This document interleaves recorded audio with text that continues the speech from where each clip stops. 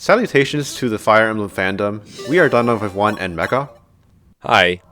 And you are watching Chapter 6x and 7 of my Fire Emblem 12 Maniac Mode 0% Gross playthrough. Chapter 6x is this game's second guidance chapter, and much like Chapter 3x, I have no idea what you have to do to unlock this guidance chapter because I've never once been in danger of failing to meet the requirements. You'd expect that as the game progresses, the maps get bigger and more grandiose, and for whatever reason, this chapter is just tiny in comparison to Chapter 3x. Yeah, I think this might just be the tiniest map in the game. I think the idea is that you use the bridges as choke points and have trouble getting past the rivers. But where you can reclass your promoted units into classes like Sniper and Swordmaster and Hero, and Marth himself can walk across rivers, that just kind of defeats the point. So this is going to be a very short chapter. There's no point in using the rescue staff to one-turn it, but we are going to two-turn it by just moving Marth twice. We want a minimum out of 2 turns saved from our rescue staff uses, so instead of taking a long time to do the chapter, we're just going to take a long time in the prep menu. Yeah, much like in Chapter 3x, we're going to dedicate a chunk of time to selling all of the items that our units that we recruited in the last few chapters came with. In addition to a few items that we obtained that seem like they might be useful in this run, but turns out that they really aren't, which is a consequence of both the sheer power of the Warp Staff and the benefit of very meticulous planning. So things like the Killing Edge, Killer Bow, Rapier, even the Armor Slayer, we can get rid of all of that right now. We use some of that money to dip again to lunatic stat boosters. We get 2 Speedwings on Palla, which she does not need for this chapter. She actually doubles the enemy boss in this chapter as a Swordmaster at base. So it's more for the next chapter where she has to double some thieves in a slower class. We also got 1 arm scroll each for Palla and Wendell. The arm scroll on Palla, it's important that we use it here before she uses any swords whatsoever. It is also important that we reclassed her Swordmaster first. So the way that arm scrolls work in FE12 is similar to how rare candies work in the Pokemon franchise.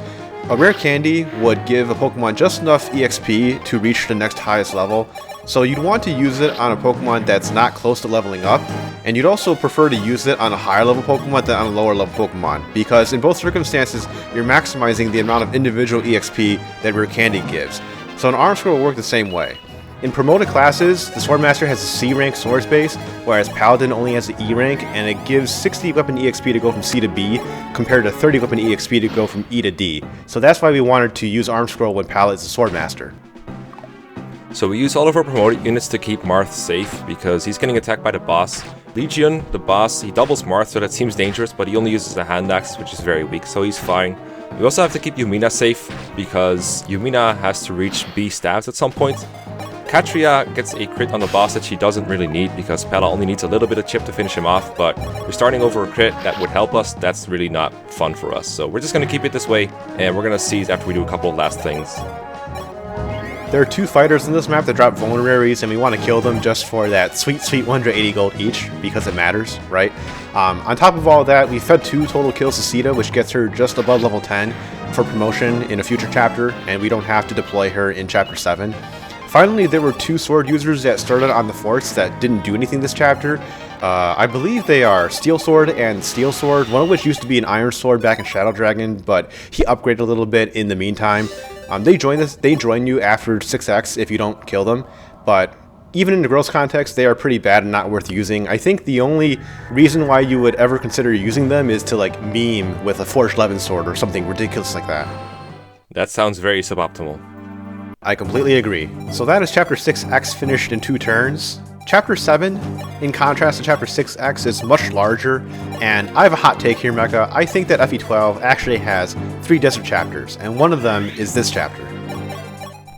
I mean, I guess forests aren't technically desert, but they might as well, because they give huge movement penalties to especially mounted units and anyone who tries to cross them, which is really annoying, and just like deserts, we don't want annoying things, so that's why we should probably use the best class in the game, and pretty much only the best class in the game, which is of course Draco Knights, because damn, those are broken as hell. Yeah, this chapter is basically the game's way of telling you, use Draco Knight. You know, it's totally fair and balanced, and if you don't use Draco Knight in this chapter, you're going to have a hard time. And I specifically mean Draco Knight because compared to their Pegasus Knight counterparts, Draco Knights have 2 more points of move in this game. Now, the whole premise of this chapter is that Navarre is trying to rescue Fina from some enemy thieves, some of which have some loot that they've made off with and are trying to escape the map with. So Navarre, you remember from the prior game Shadow Dragon, he's a sword using unit. He's useful in this chapter, obviously, just because of his starting position. Fina is a dancer, so by extension, she's one of the most useful units in this game, in contrast to Navarre.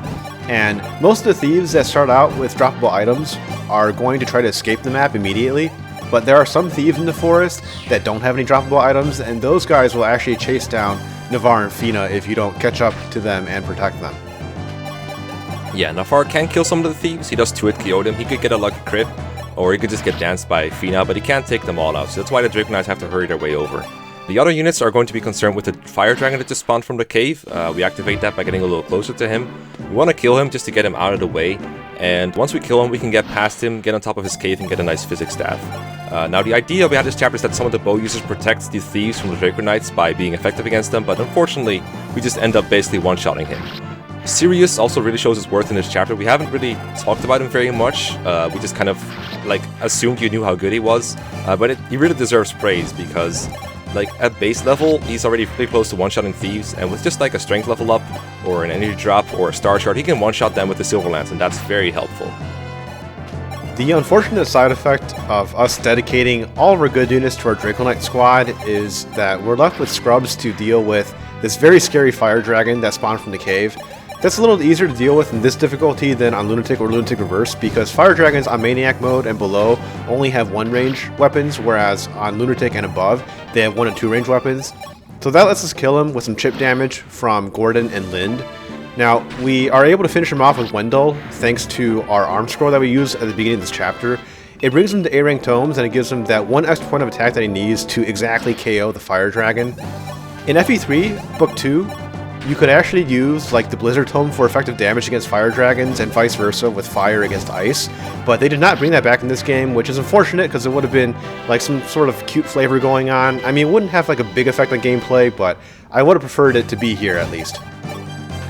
In order to secure the Master Seal from the thief, Palla had to put herself in range of a hunter. She would have survived if she got hit by the steel bow, but thankfully she dodged. Now she's at full HP, so Malizia has to heal someone else instead. She chose Katria instead of Palla. Other than the Master Seal, there's some other treasure that we have gotten in this chapter. We got a Seraph Robe, a Wodao, an Iron Sword, very valuable, the Scorpio Shard, and the Bullion. Now of these, the Scorpio Shard is definitely worth talking about. It's the only shard in the game that gives plus speed. And you can imagine speed being basically the best stat in the game. We're going to be using it on a lot of our units. We're going to have to trade it around. Kind of like the Dutch trading a blunt, because speed is just such an important stat. So be prepared to see that a lot. The game highly encourages you to avoid going on the non-forested area, not only because there are a bunch of very scary heroes over there that would just destroy Marth, but also because of these reinforcements that pop up from forts, the Cavaliers and the Knights. But it turns out that going through the forest is faster anyway, just because that's kind of where Fina starts out with, and we can easily dance Marth once or twice in order to get him to the throne a turn faster. Now, in order to prevent the Angelic Robe Thief from running away, we do have to put Palla in range of 2 of the heroes, but because we've boosted her stats by a very high amount with the Lunatic stat boosters, she is not at risk of being doubled or killed by them. So to wrap up this chapter, Malizia is finally going to hit level 10, which is great because that means she can promote before chapter 11 as was required. This gives her a little bit of extra movement and the ability to heal a little bit more with the higher magic stat. Wendell is going to spam barrier for a little bit because he wants to reach B rank staves for the Agan staff. He's going to take 38 staff uses total. Wendell also unequipped this weapon. This is not just because Wendell is a very peace-loving guy who hates fighting, but also because he hates burning unnecessary tome uses. We're going to dance Marth once with Fina to get him to the gate to close out this chapter. This is another chapter where we decline to use the rescue staff, because after looking at it for a long time, I just could not find a way to save 2 turns with the use of 1 rescue staff. It mostly has to do with just how this chapter is laid out with all the very dense forests.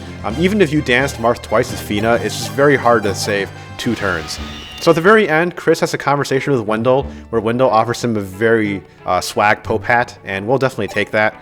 That's chapter 7 finished in 5 turns. We'll see you next time. See ya.